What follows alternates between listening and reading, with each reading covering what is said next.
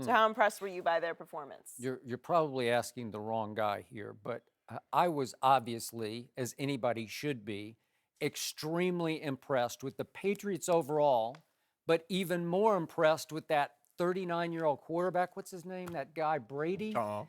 Yeah, who simply played one of the greatest games in the regular season he's played in his 15 years as a starting quarterback. And by the way, he managed to do it last night without Rob Gronkowski and even without Danny Amendola. Who knew how Tom Brady could pull that off?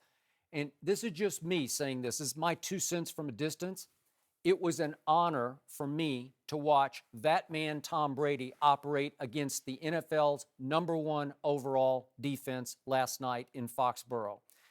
And if New England hadn't handed Baltimore 2 shockingly uncharacteristic kicking game blunders, of course, the muff punt followed immediately by the fumbled kickoff, I think Tom Brady would have won that game 30-3, if not 37-3, because it might have broken completely open in the end.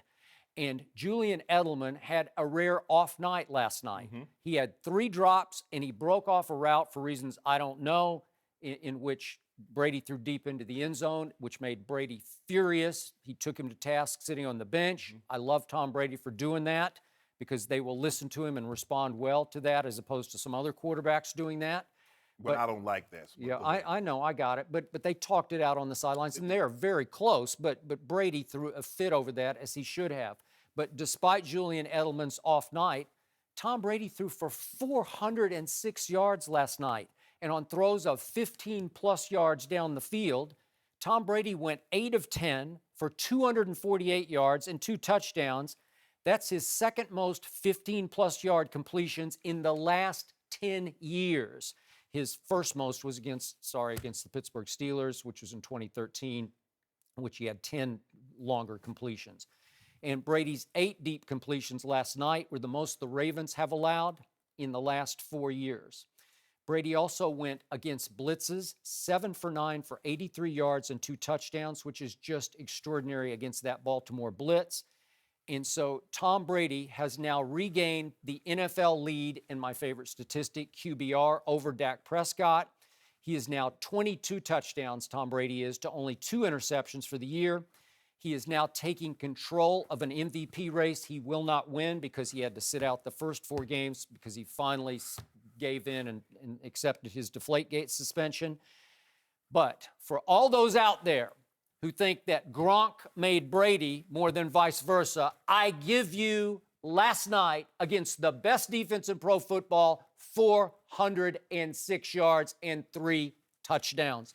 Thank you very much. The floor is yours. First of all, no one ever said that Gronk made Tom Brady because Tom Brady was a 3-time Super Bowl winning quarterback before he even knew Gronk existed.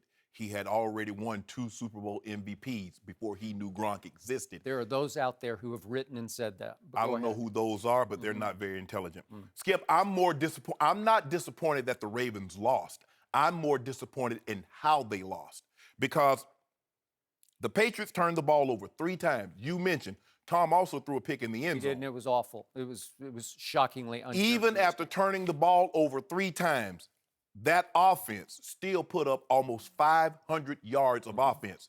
So minus 2 full possessions, you're talking about a possible 600-yard night against the defense that's #1. They were tied with the Patriots as far as points allowed, but they were #1 in third down. They were #1 in rush. They were #2 in pass.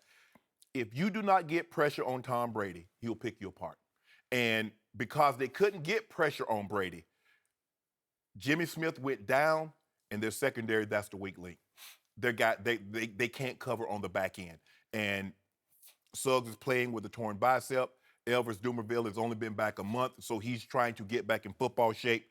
And you look at what they were trying to do. It was very clear to me early on, and it should have been clear to the Patriots. Lewis and White were going to be very integral parts of the offense. Why would you continuously put linebackers on them in man coverage when they're at a decided disadvantage? Pick your poison. At some point in time, you have to say, you know what? This is where we're going to go, and let's roll coverage to them. Or put someone that's better suited to play man coverage. If you're a linebacker and you're playing a running back and he's lined up out wide, if you play 10 yards off, they're going to throw the slant to him. And then you're always going to be in a trail position. The next thing you know, the guy's going to pick up 60-plus yards on you.